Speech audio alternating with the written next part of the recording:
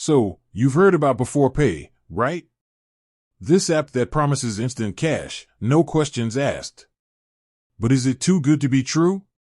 Does Beforepay just take your money and run? Let's dive in and find out. The appeal of instant cash. Beforepay, and other similar apps, tap into a real need, quick access to cash. Whether it's for an unexpected expense, a treat, or just to bridge a gap between paychecks, the allure of instant gratification is strong. How does Beforepay work? Beforepay typically works by linking to your bank account or payroll. You can then request a certain amount of money, often a percentage of your upcoming paycheck. The app then advances you this money, which you can access immediately. The fine print, fees, and interest. While the process seems straightforward, it's crucial to understand the costs involved. Beforepay, like many similar services, charges fees for its service. These can include transaction fees, a flat fee for each transaction. Interest rates, while not always explicitly stated as interest, these fees can accumulate over time, similar to interest on a loan.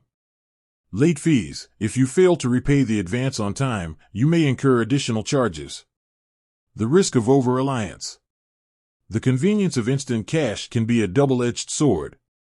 If you rely too heavily on these services, you could find yourself in a cycle of debt. Missing payments can lead to additional fees, and the ease of accessing funds can make it tempting to spend more than you can afford. The importance of financial literacy. Before using any financial service, including Beforepay, it's essential to be financially literate. Understand your income, expenses, and budget. Consider alternative options like budgeting apps or emergency funds. Is Beforepay right for you?